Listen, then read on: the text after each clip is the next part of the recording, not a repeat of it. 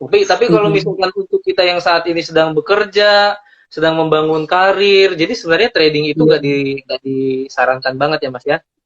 Enggak, itu paralel sih sebenarnya kan. Kalau kayak Mas Noah sendiri pasti tentunya pernah trading juga, saya juga pernah ya. Dan ya tentunya ada masanya nyangkut, dan kita selama lagi tengah-tengah itu kan emang dana itu kan bukan dana yang ibaratnya dana yang harus istilahnya setiap dana darurat yang setiap saat harus ada apa-apa harus butuh ready. Itu kan buat uang, ibaratnya kan istilahnya uang dingin ya Mas ya.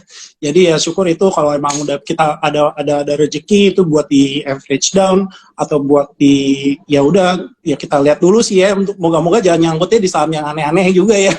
Itu yang agak susah tuh. Kalau nyangkutnya di blue chip sih harusnya ada masanya, ntar dia bangun lagi sih. Kalau cukup sabar ya, kalau nggak sabar ya emang udah saatnya mending diklasin aja deh. Kita cari lagi gitu. Masalahnya yang terjadi kan Mas Rifa, banyak orang kan trading ini kan bukan pakai uang dingin ya, tapi pakai uang yang dia punya. Tiba-tiba nanti pas lagi turun dia lagi ada kebutuhan, alhasil ya rugi tetap. Makanya informasi bahwa 80-90% itu rugi itu benar, karena ya balik lagi banyak yang tidak dimiliki tapi langsung terjun. Seperti itu sih. Setuju. Dan itu emang kondisinya lah. Emang karena ya kan Mas Noah kan juga lagi trading juga dan paham lah alokasi dana yang ibaratnya ideal kalau untuk trading di saham tuh sebaiknya berapa, dan yang dari pos yang mana. Jangan ngambil dari pos dana yang emang urgent buat katakanlah kalau kita mau nikah ya buat dana nikah, atau buat uang sekolah anak, atau mungkin duit arisan. Ya banyak sering dengar cerita-cerita kisah-kisah tragis dari dunia orang trading pasar modal kan banyak dari situ ya. Itu yang kita sebaiknya hindari sih, karena ya kuncinya kan ini kan investasi tuh kan banyak banget kendaraannya. Kita jangan sampai salah kaprah menjadikan ya namanya kayak di saham ini kita jatuhnya beli kucing dalam karung, atau bahkan ya lebih parah ini bukan investasi lagi, kita sama aja kayak istilahnya berjudi gitu kan. Karena kan ini agak ini kan ada namanya, semua investasi kan ada risiko ya. Kita sebaiknya jangan terlalu terpancing lah intinya, dan kita fokus aja dengan ya sekarang kita yang namanya di usia produktif mending fokus kerja dulu, meningkatkan kemampuan income kita dulu gitu. Kalau saya sih sekarang memang trading udah nggak pernah lagi Mas, udah nggak pernah lagi. Kalau saya sekarang lebihnya itu ke arah investasi pasif. Nah, itu bagus juga tuh. Nah, investasi pasif. Jadi investasi pasif ini sebenarnya kan agak jarang didengar orang ya. Investasi pasif, apa itu investasi pasif? Investasi pasif itu adalah kita berinvestasi secara teratur. Nah, ini kan sering diajarin banget oleh Fantastik, kita berinvestasi secara teratur. Nah, nanti investasinya itu ada yang mengelola. Nah, mengelola itu adalah orang-orang yang memang memiliki pengetahuan, memiliki sumber daya yang tidak kita miliki, pengetahuan yang tidak kita miliki, pengalaman yang tidak kita miliki, bahkan waktu yang tidak kita miliki. Nah, salah satunya adalah manajer investasi, contohnya Insight. Nah, yang mengelola itu adalah salah satunya contohnya Mas Rifa nih, investment spesialis. Nah, kalau saya sekarang ya, investasi pasif. Bagus. Iya benar, kalau saya memang sekarang lebih ke arah investasi pasif aja Mas. Kenapa? Karena saya mikir ya, dari pengalaman saya ya, saya udah pernah rugi atau memang ternyata naiknya nggak begitu banyak. Dan secara psikologi juga kalau misalkan kita investasi sendiri ya, kalau misalkan naiknya udah 0,5% atau 1% atau 2%, kita langsung jual. Padahal kita udah nunggu lama banget, kayak Mas Rifa bilang tadi kan, orang udah nunggu sabar banget dan nunggu bertahun-tahun nih buat ini saham dia invest sendiri atau dia trading sendiri naik, pas udah naik 5% dia jual. Nah, kalau saya padahal tujuan keuangannya belum tercapai kan. Kalau saya sekarang sih lebih ke arah investasi pasif. Nah, berdasarkan pengalaman saya sendiri sih ya, investasi pasif saya dibandingkan yang hasil yang dulu-dulu saya pernah nyoba trading itu, ya lebih untung investasi pasif. Kenapa? Mantap ya.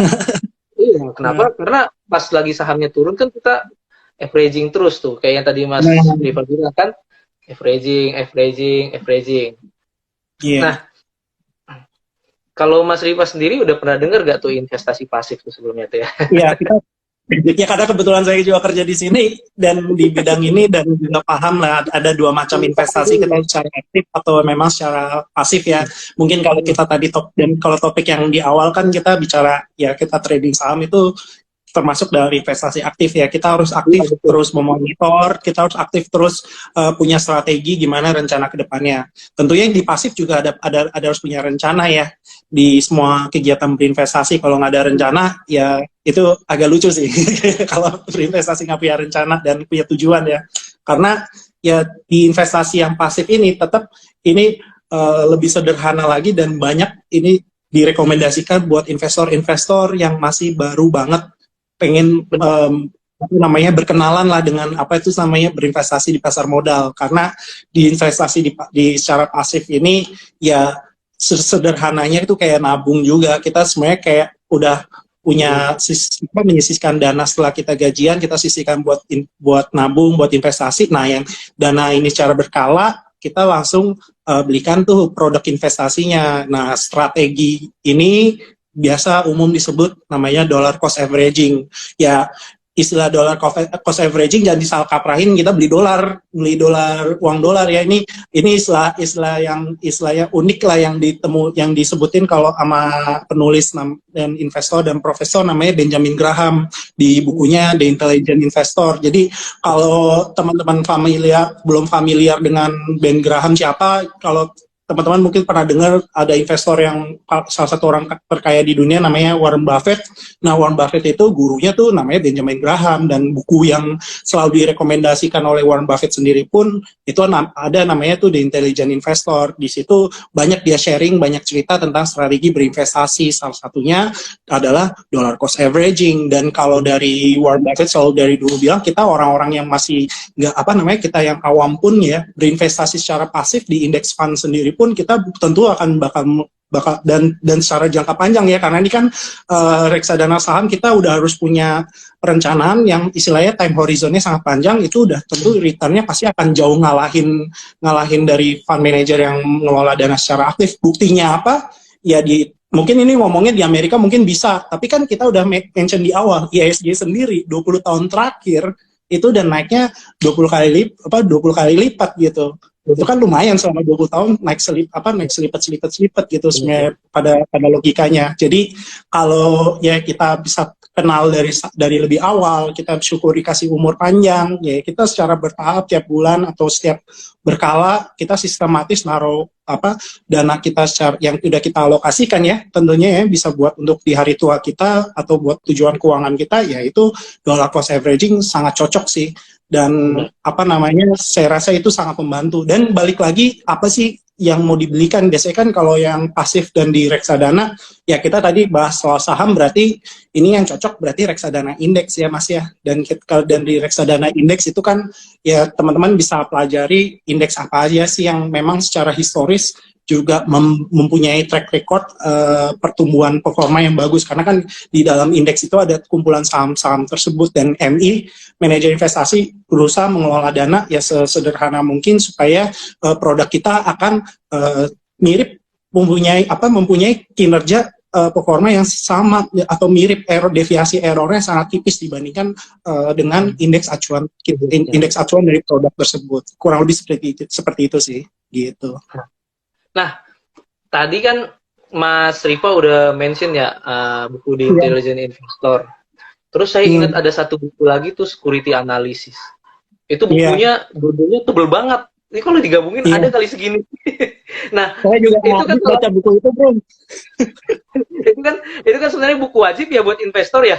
Ya kan? Betul. Itu buku wajib buat investor, tapi saya yakin banyak orang yang terjun ke investasi di Indonesia bahkan judul buku itu aja juga belum tentu tahu, tapi udah langsung trading apa segala macam. Nah, itu banyak salahnya tuh.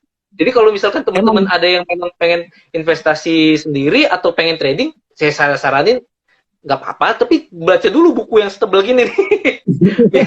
Nah, kalau ternyata nggak bisa, berarti ya cocoknya investasi pasif. Nah, Iya, Oke, setuju. tadi kan Mas Dan Riko ya udah saya bilang. sedikit mention tentang yang metode atau strategi dollar cost averaging ini cocok banget untuk aset-aset investasi yang pergerakannya volatile ya. Contohnya kayak tadi Iya, benar. reksadana indeks, atau sebenarnya kalau kita trade, kita investasi secara aktif di saham yang punya volatilitas di pergerakan sahamnya, ya di dollar cost averaging itu sangat berguna ya. Ini soalnya takutnya orang akan salah kaprah. Kalau saya lihat contohnya, kita di luar mungkin dia lihat ada reksadana pendapatan tetap atau reksadana pasar uang, saya dollar cost averaging, ya itu agak sayang sih. Kalau kedua jenis reksadana itu, kalau dilihat historical performa, tipikalnya dia naik terus gitu, karena dia aset underlying-nya fixed income yang relatif stabil, atau ditaruh di money market atau di deposito yang tentunya secara setiap tahun itu akan naik, ya agak sayang sih, karena dollar cost averaging kan kita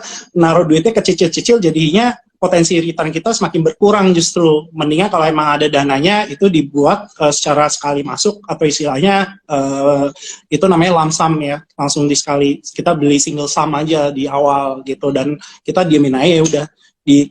Ya kita berkala sih, harus monitor ya, jangan sampai kinerja itu nggak bagus baru kita alihkan ke yang lain. Kalau di yang harga asetnya volatile, ya dollar cost averaging ini sangat membantu. Dan ya buat saya kasih tips juga buat teman-teman, kalau misalkan yang namanya ada terkendala emang buat baca buku yang tebal, jangan khawatir. Saya juga sendiri personal kadang baca itu juga lihat 10 halaman udah ngantuk gitu. Mendingan dicari di sinopsisnya di YouTube, itu banyak banget kok, orang udah ngerangkum. Kita dengerin setiap bulan diulang-ulang, itu ilmunya nempel juga. Tapi kalau emang ada waktu luang banyak, kita baca terus. Bagus sih. Masalah pekerja biasanya nggak punya banyak waktu luang ya. lagi baca tiba-tiba dipanggil meeting, buyar semua. Iya. Kalau pas lagi mau tidur dibaca, aduh pala udah berat duluan, ya udah. Iya. Nah, gitu. jadi memang kayak tadi Mas Riva bilang, kalau misalkan kita memang mau berinvestasi jangka panjang, terus misalkan tujuannya panjang nih, metode dollar cost averaging adalah metode yang sangat cocok ya Mas ya, untuk kita yang bisa bekerja gini ya. Tuh. Yeah.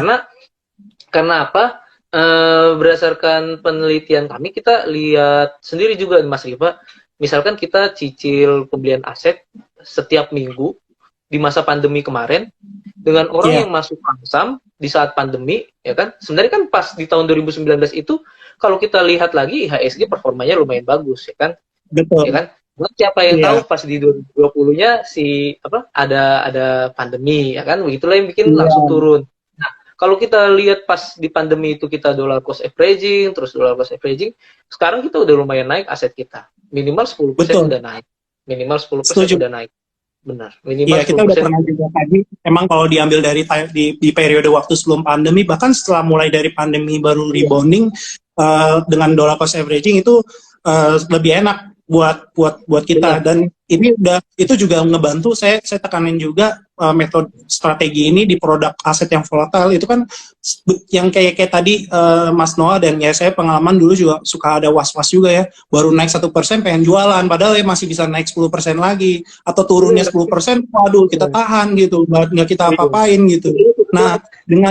Dengan dollar cost averaging itu ya karena kita udah masukinnya, kita berkala, disiplin, kita masukinnya mau segini karena buat nanti tujuan akhirnya dapat sekian, itu udah kita secara emosi, kita secara psikologi itu udah mau marketnya mau naik turun kayak apa kayak, orang mau panik trade gini, mau ada kebakaran atau mau naiknya 10%, ya itu ya nggak jadi gangguin distraksi jadi pikiran kita, itu jadi enak, kita jadi ada jalanin itunya enjoy gitu.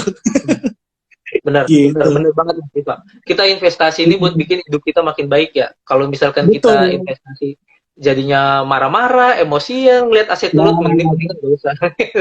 Daripada ntar banyak yang kayak berita-berita yang sebar di masyarakat ya, orang banyak yang justru gitu.